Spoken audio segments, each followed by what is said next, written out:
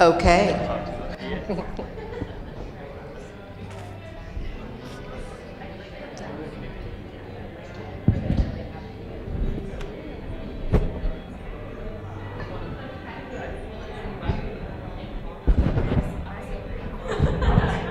That's me making noise.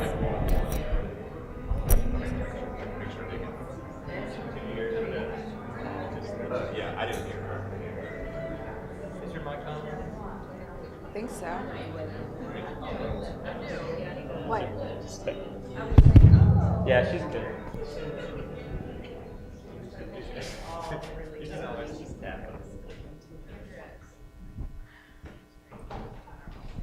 We're going to get started now. Good morning. Welcome to the Nashville Entrepreneur Center. Is this anyone's first time here? Awesome. If y'all have any questions about what we do or how to get more involved, grab me after the event. I'd love to talk more about it. But welcome to SIP at Nashville Conversations. This is an event we do for our members every month, sponsored by the Tennessee and Jump Boat Media, who films each conversation and puts it on YouTube afterwards, so make sure to check that out. And Lily Hansen, who coordinates all of the interviews, and you can find her book and all of her interviews in back with Jordan and Nash, who's set up in the back there. So really excited to have you all here. Thank you, Lily, as always. We love hearing you talk, and Miranda, it's great to have you here too. So.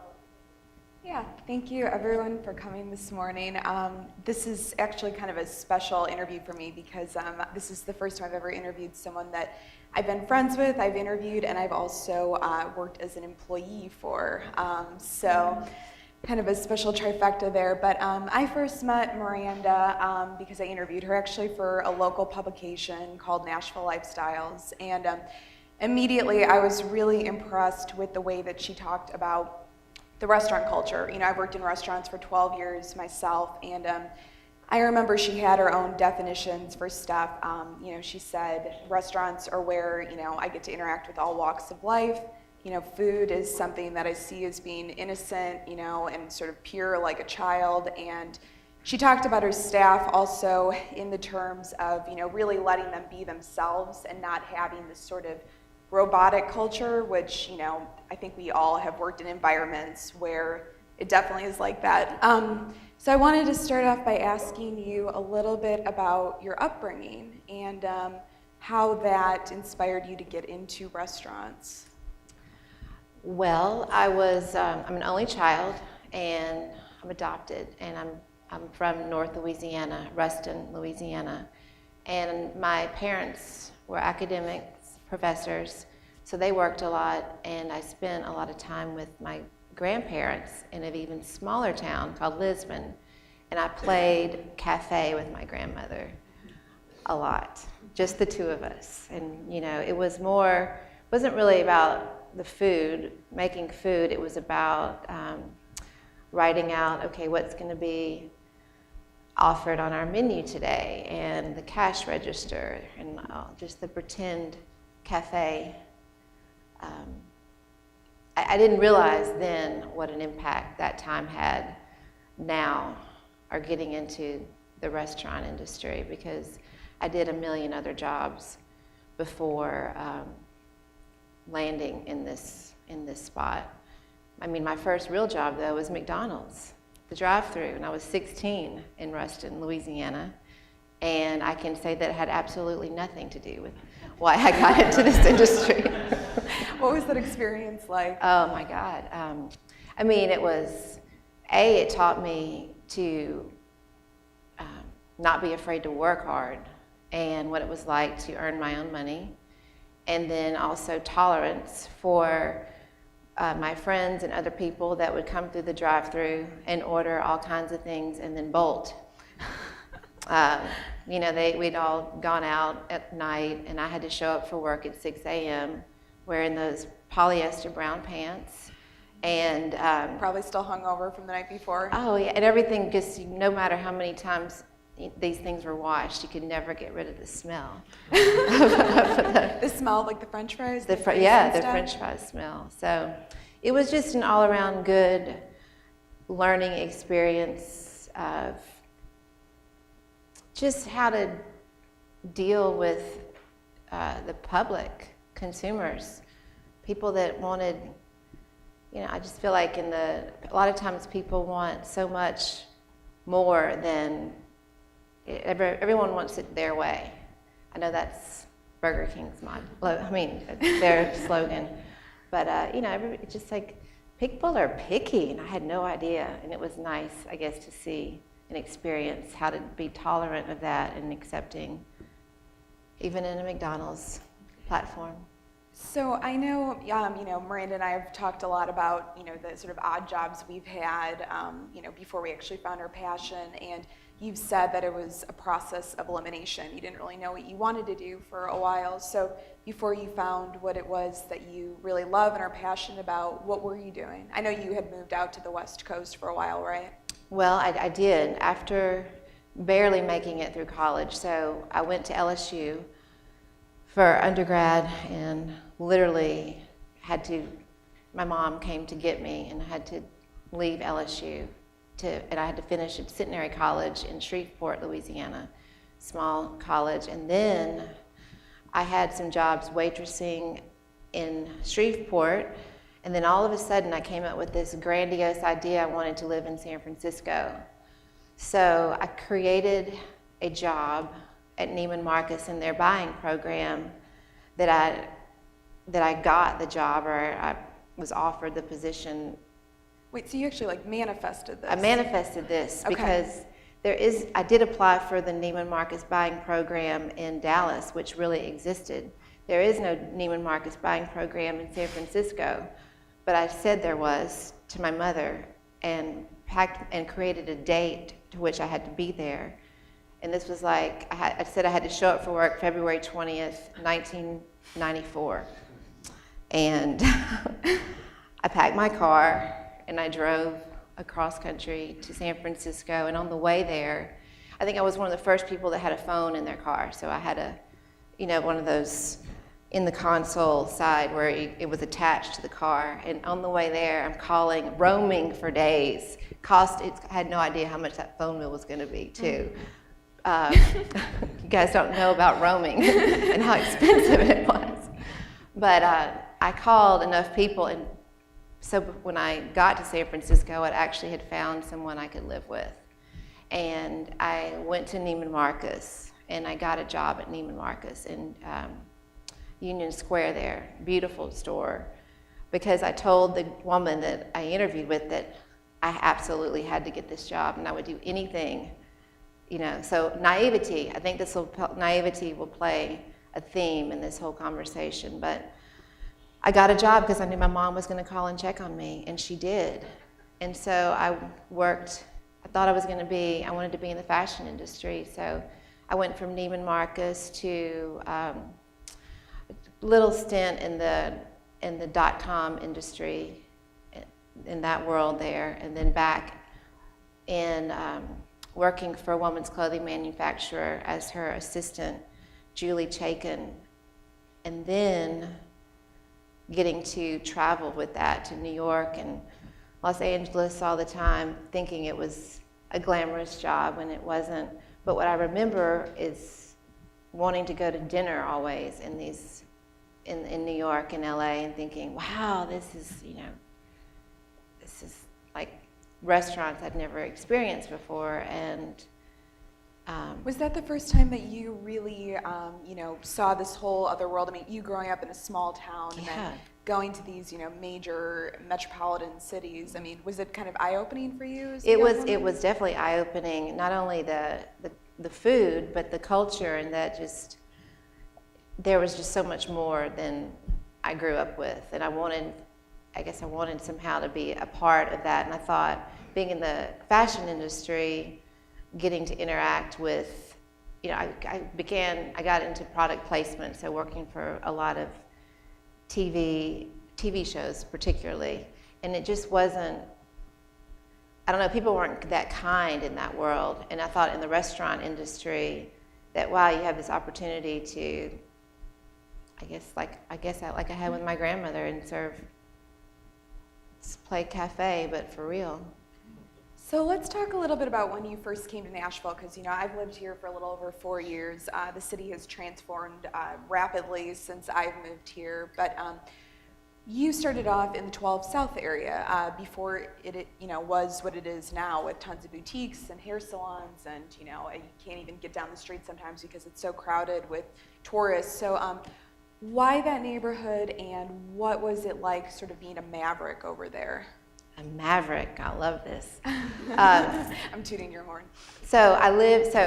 This is really a true story. I lived in many different neighborhoods in San Francisco, but one in particular called Potrero Hill back in the 90s was like the cool neighborhood, and a real community, a real unpretentious area. And so when I first moved to Nashville, I did not know it at the time, but I was pregnant. I'd gotten pregnant on my wedding night, and my son, Landon, his dad, and I met in California. And actually, we lived in Boulder for a little while, and then one day, like a lot of people, his dad, Lance, said he wanted to move to Nashville to pursue the music industry.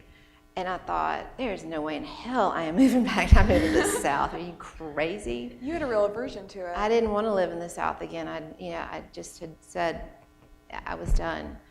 But we got married, and I wanted to I was still Southern to the core, so I was going to follow my husband.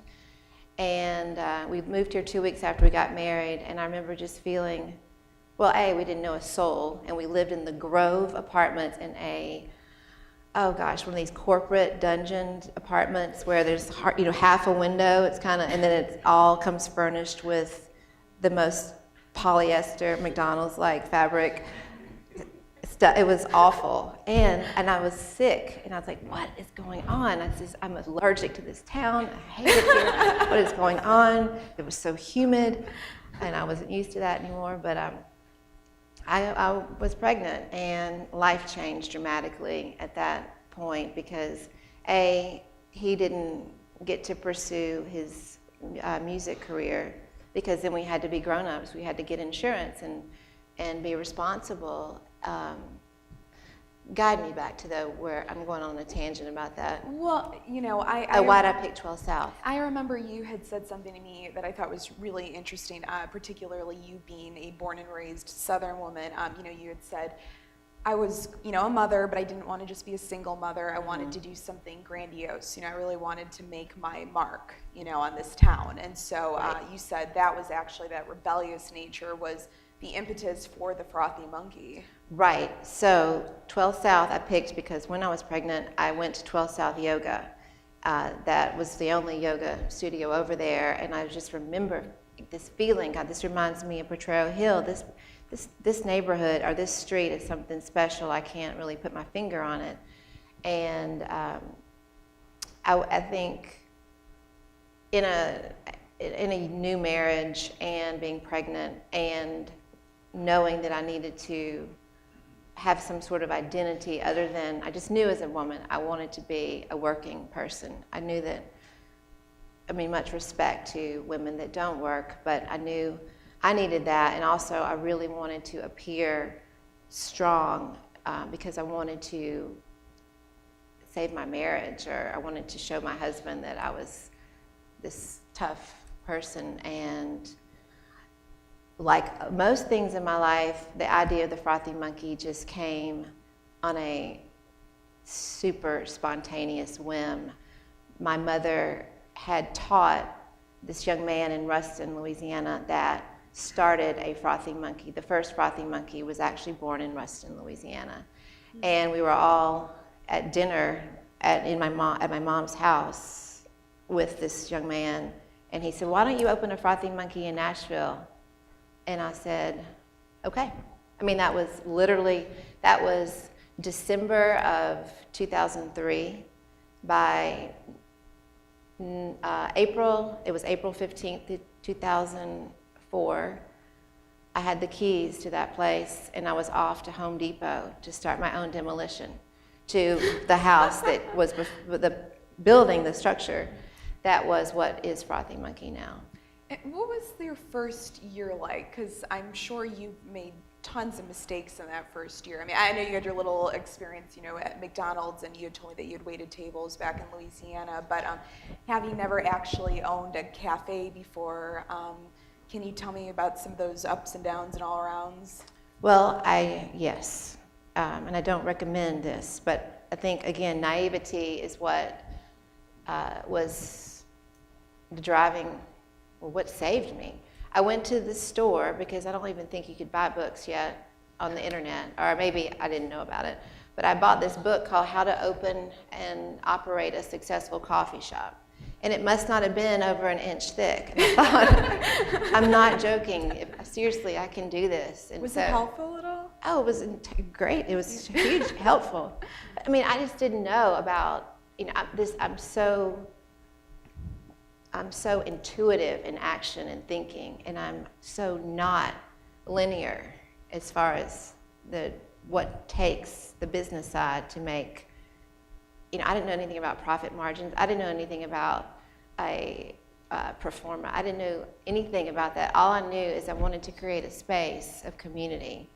And I think the first obstacle there was wanting to open a coffee shop right next to Portland Brew, which had existed. That was kind of the neighborhood. That was the beloved neighborhood coffee shop. And it was the first time that people in the neighborhood started, they were mean. Like, well, wait a minute. Didn't McDonald's and Burger King used to open up across the street from one another because what drove economic growth for everyone? And so that was one little bit of business that I did know from having a business course way back when. But it was hard to overcome that, thinking, okay, I'm going out on a limb here, wanting to do something good in this community that in my gut says it's going to be something special, and then getting met with resistance from this tight-knit community, thinking I was doing something wrong. And so I had to make sure that my coffee shop was very, very different from Portland Brew. So, at least we were apples and oranges, and maybe one day you would feel like going to Frothy, and then maybe the other day you'd feel like going to Portland, and you would you'd support each places. So what did you do to make sure that it was different? Like, what was sort of like your, MO? I mean, I know, personally working for you, I've seen Miranda, out on the floor picking, napkins off the tile, to bussing tables, to getting in the kitchen, helping the cooks prep.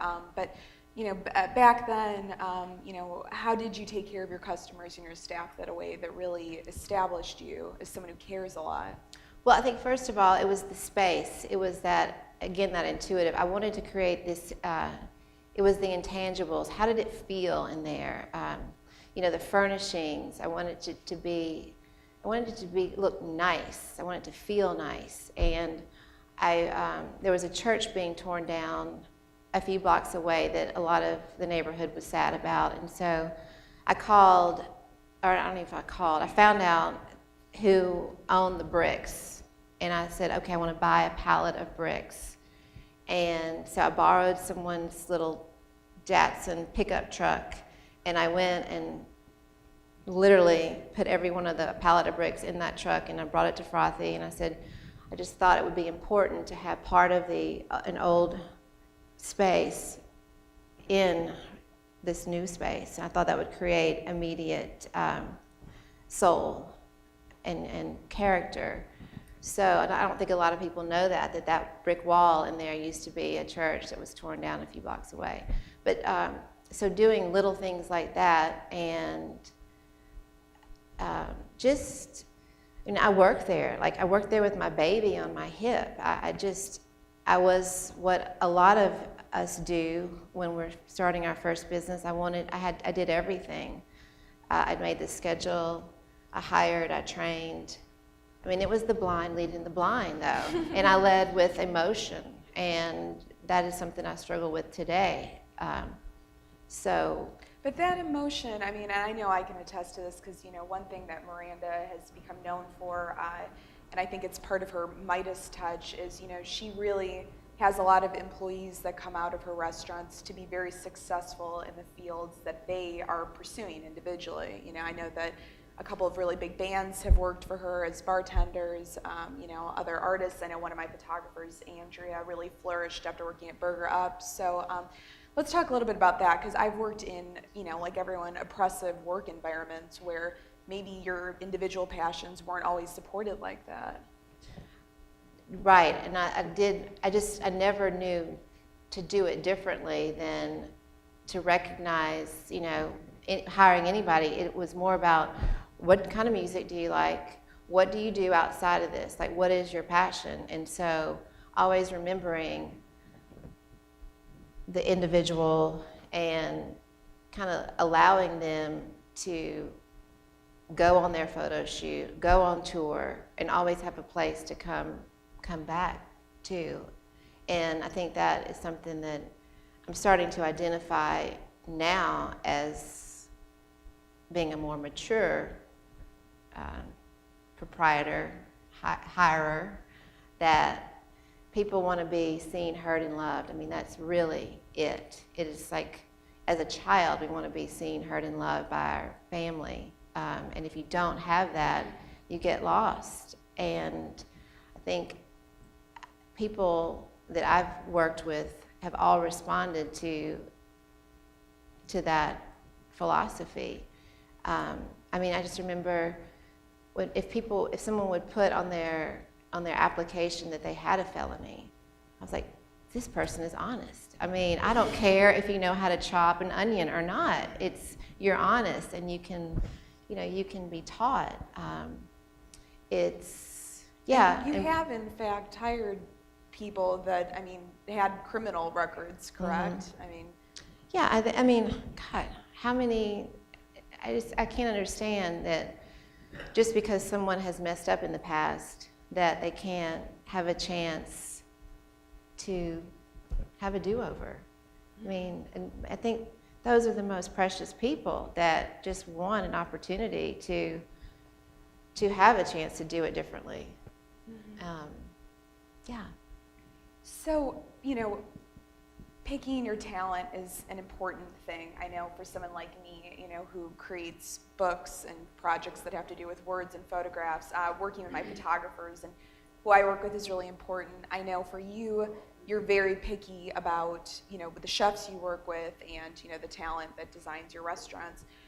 How do you know if you want to work with someone? Like, how do you know if they have that, special something? That is a good question. So it's just, it's appreciating and accepting people for who they are. I think it's important for me to hire, like a chef in particular.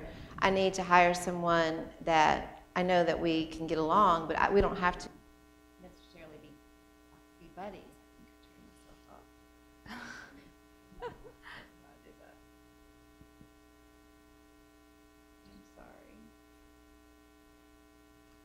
Do you want me to get it? Sorry. I'm squirming.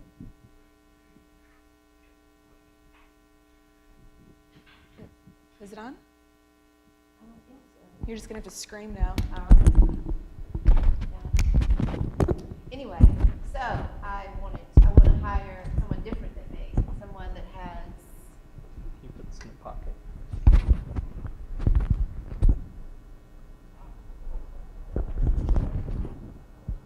Okay. Sorry about that. You're extra special. You get 2 microphones. This is a good question. Hiring, how do I hire? It's more, I'm hiring a chef. I'm in the process of hiring a chef. I guess I can speak to an example. And it was the initial interview. Well, first of all, it's when someone's resume, I don't really care about resumes. Anybody can put a resume together and embellish it, or I really just want to know how we are together. So this particular potential hire, we met at Portland Brew, and I had a list of interview questions. And these aren't normal interview questions. There really is nothing to do with cooking skills. It has everything to do with, what would your best friend, what are some of the characteristics your best friend would say about you? What would your previous employer say about you? Why is that important to you? Because that is a character of an individual. You know, that's who they really are at the core. And again, I mean, an executive chef really has to know how to cook. And I don't believe that we would even be sitting there if that person didn't know how to cook. But it's so much more than knowing how to cook. How is this person going to be a leader in the kitchen? How is this person going to motivate and teach others? Is this person driven by ego? Is this person driven by altruism? Or, you know, those characteristics are going to make this person be a great chef in my restaurant. What do you find most of the people you hire are motivated by? I always think it's kind of interesting to see what people are driven by. I mean, some people it's money, some people it's power, some people it's recognition. I would say that's probably across the board the one that I see the most. But what do you look for? Well, I look for honesty. I mean, if someone wants a James Beard Award, by God, let's make him get that or her get that. Like, however, if they just want to be a part of something bigger and maybe, or if they want to open their own restaurant, or if they just love to cook, and that's just what I just want to recognize, and I want us to be upfront with what the motivation is so we can make sure that is attained through their time with me. So I'm interested in, partnerships, because, you and I met at an interesting time. You had formed Community Hospitality, which was your restaurant group with the gentleman in town, and, you guys launched a couple of restaurants under that umbrella, and then you decided to dissolve it. Why, first of all, and also, when you are choosing a new partner, like the person you're working with right now, what are you looking for in a business partnership? Like, what's important to you? Well, first of all, partnerships are tough. I mean, tough. It is like a marriage. It is like everything is, you're on your best behavior when you're dating, and you're on your best behavior or then you get the project of the wedding, and then the honeymoon is great, and then life happens. So I really think it's a very similar parallel to a partnership. And I think a lot of marriages, we look for opposites in us, or somebody that brings out something that we don't have, and vice versa.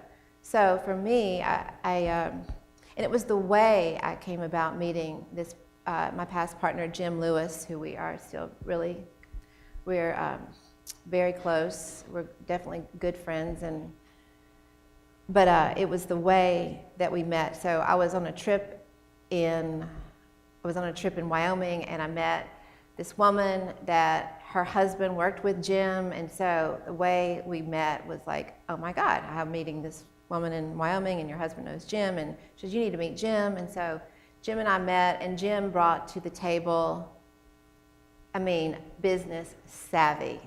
He was that part of my brain that is dormant for the most part. It's just not I'm not good. That's just not the crunching numbers. All part. that, and that strategic planning, like vision of, okay, if you do this now, you can get there then.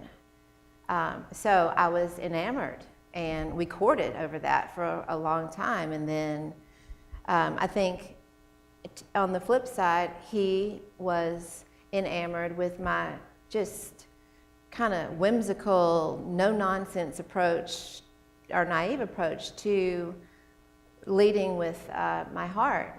And Jim is a very generous and thoughtful man and businessman. And so it looked like a match made in business, the heavens. We were going to combine our two ways of thinking and doing things, and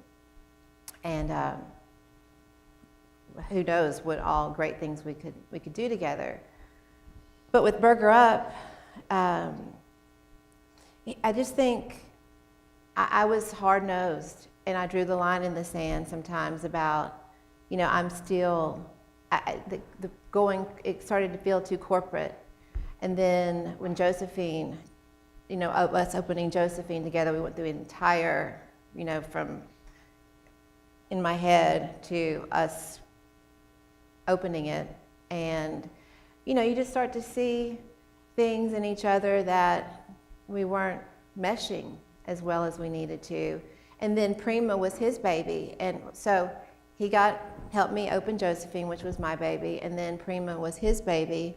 And, after all of this, I just thought, he and I we're not suited for one another as business partners anymore. And so that, we just agreed to part ways. And what happened though, and this is I think important, I really wanted to talk about this, especially with you youngsters out there in your businesses and struggling to make money.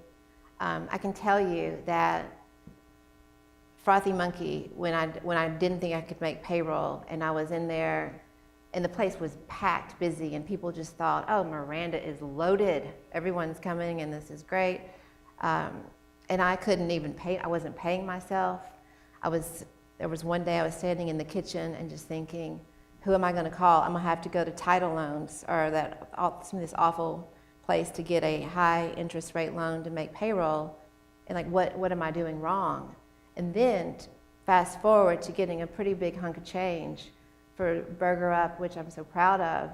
And then I haven't had a job since then. I haven't had a job since I sold my part of community hospitality, which has been over 2 years.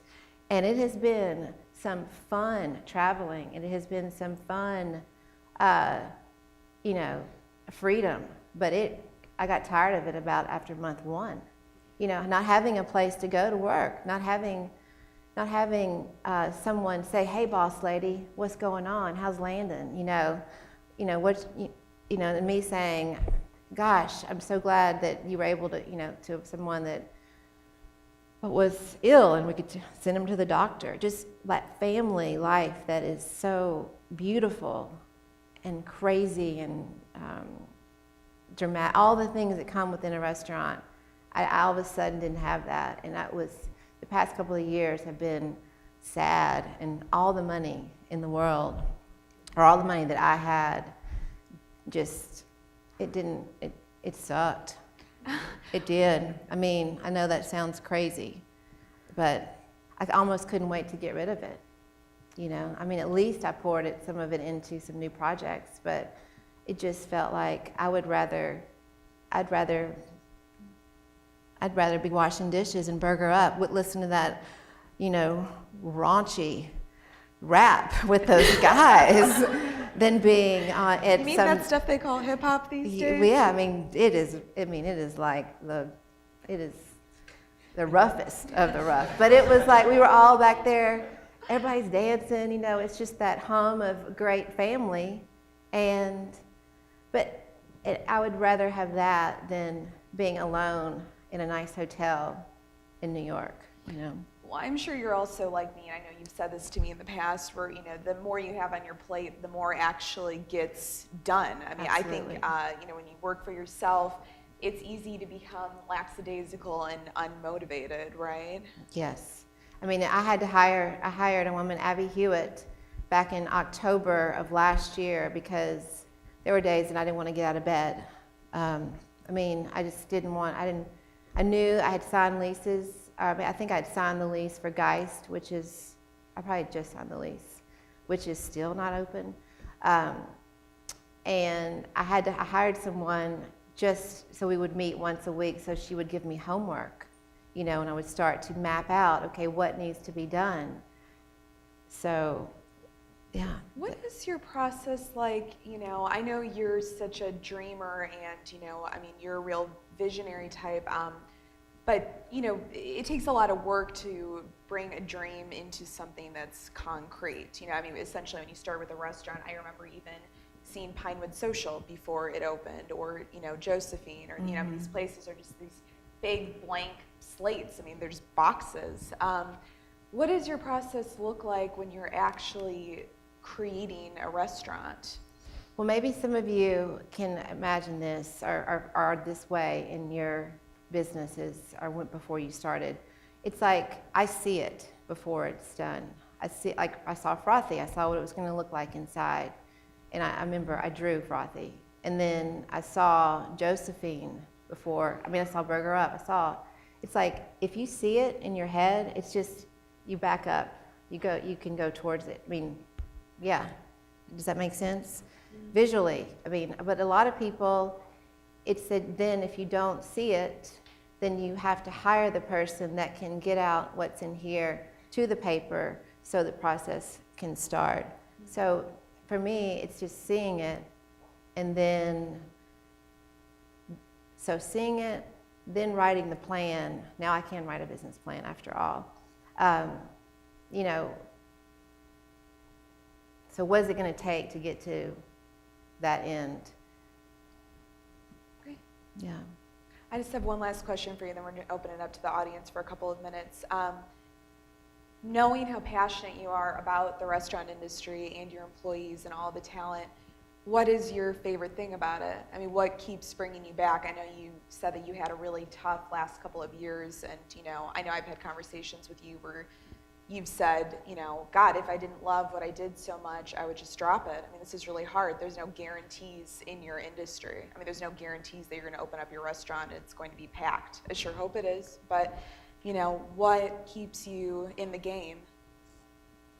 I think being an only child and having such a tiny family, it's that sense of, it's like I want to be seen, heard, and loved, because I don't think that maybe I had that as a kid, and so that translates to being a part of this kind of, I don't want to say we're all misfits, but we all find commonality in the restaurant together.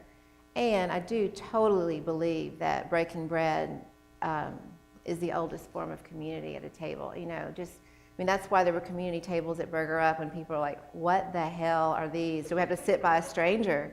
Well, come on, people, that's what we do. We break bread together. But the food's a vehicle of love, and,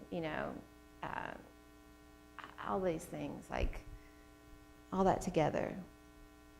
Well, thank you. Does anyone in the audience have a question that maybe I didn't address? Come on, ask me some good stuff. Yeah, Kate. How do you balance family and owning a restaurant? I grew up, my mom owns a restaurant, and I didn't see her a lot. And so, how do you do it? That is good. So with my son, for Frothy, he was there with me a lot, and then getting help. I had to get a lot of help.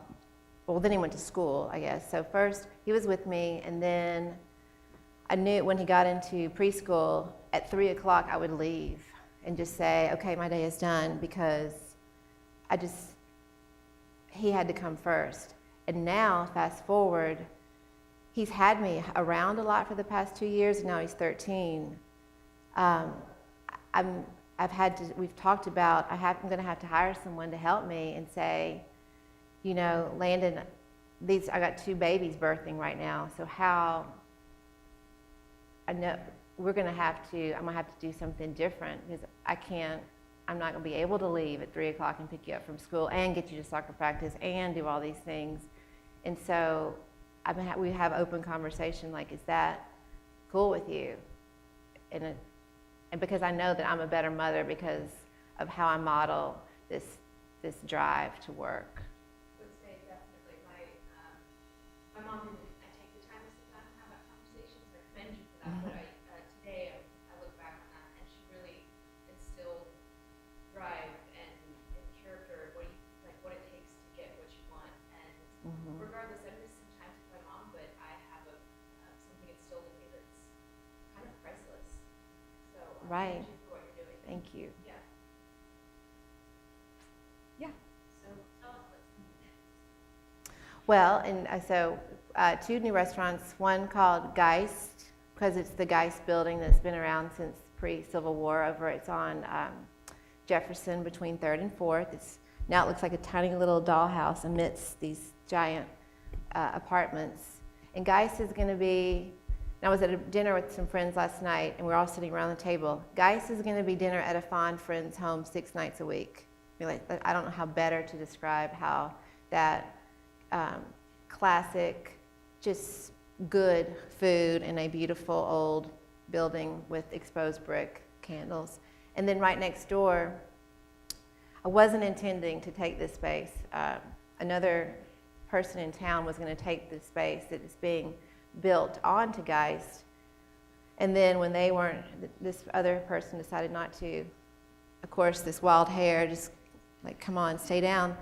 I was like, I'm doing it because I didn't want to have someone else in there that I didn't know. So I'm doing it too, and it's called Lulu, and Lulu has been inspired by several places in California, specifically Venice Beach. I felt like there is not a place really other than Whole Foods that you can just get healthful, clean, I don't want to say healthy, because Lulu you can have, anything from juice, rice bowls, to burgers, to cocktails. I mean, it's an all-day food emporium with something for everyone. So I was trying to bring something here that didn't exist in one spot, but that could be,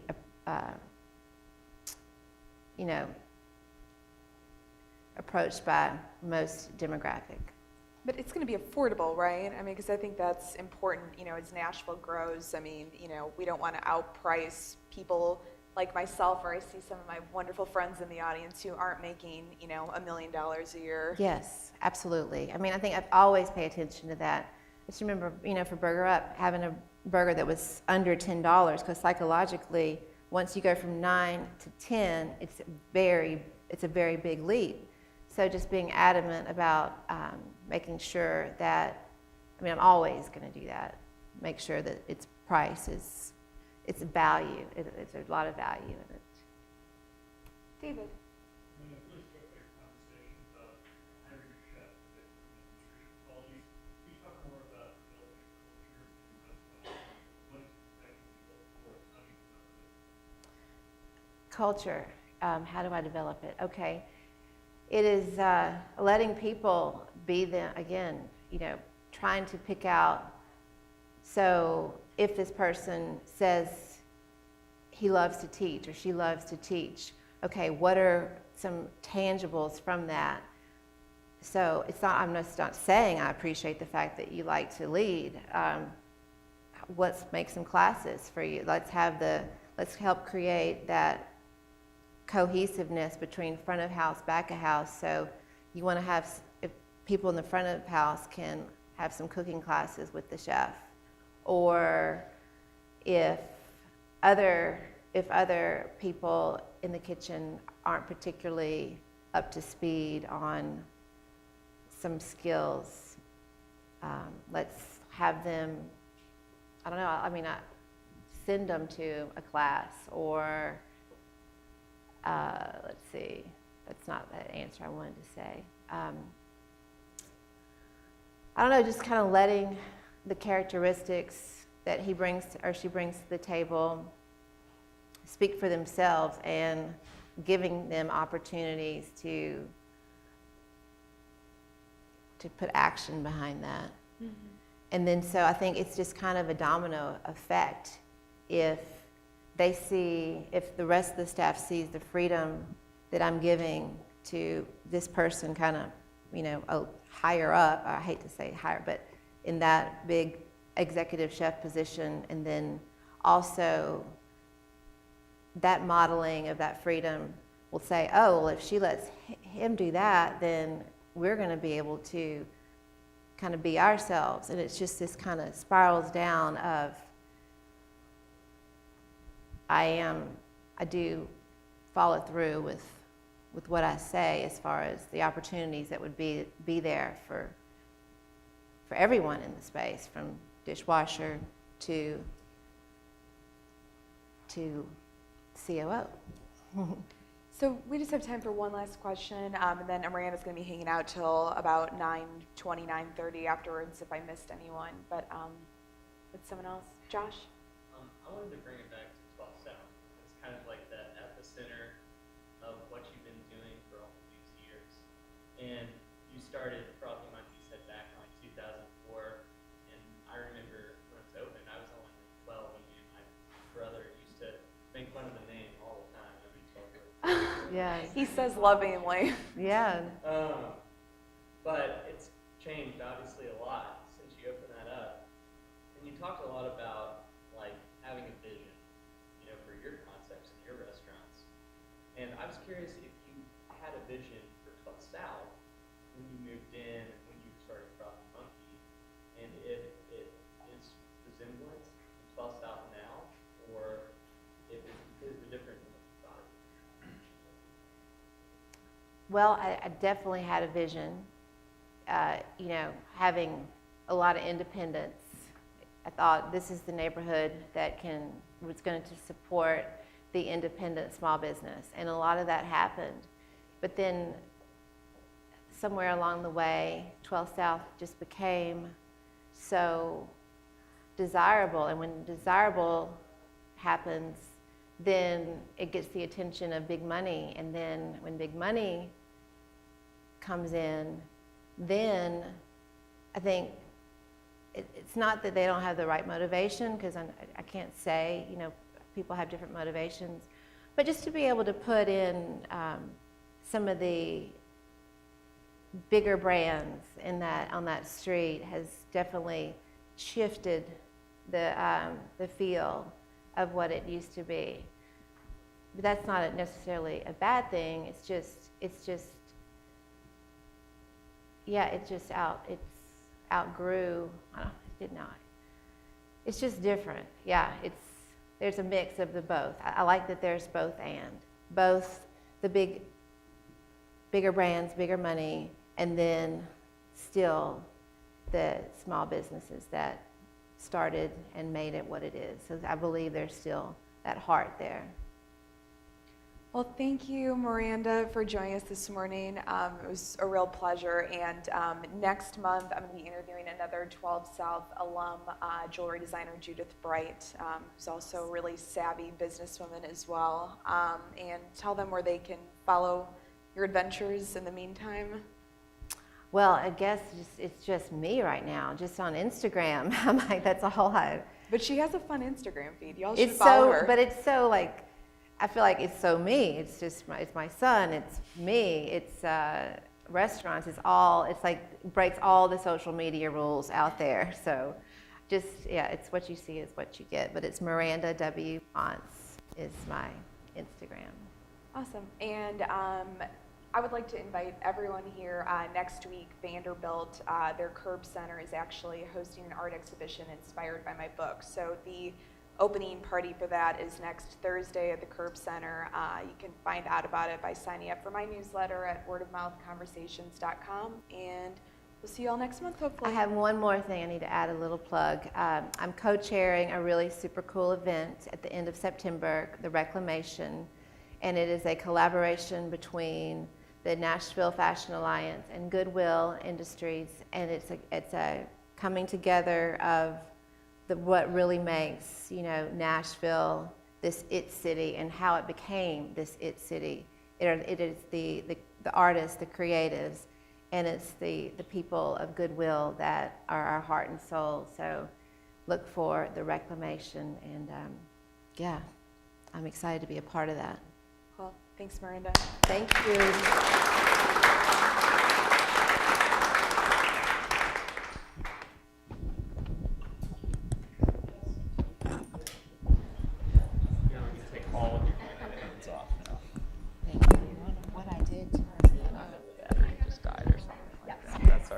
Here, Okay, cool.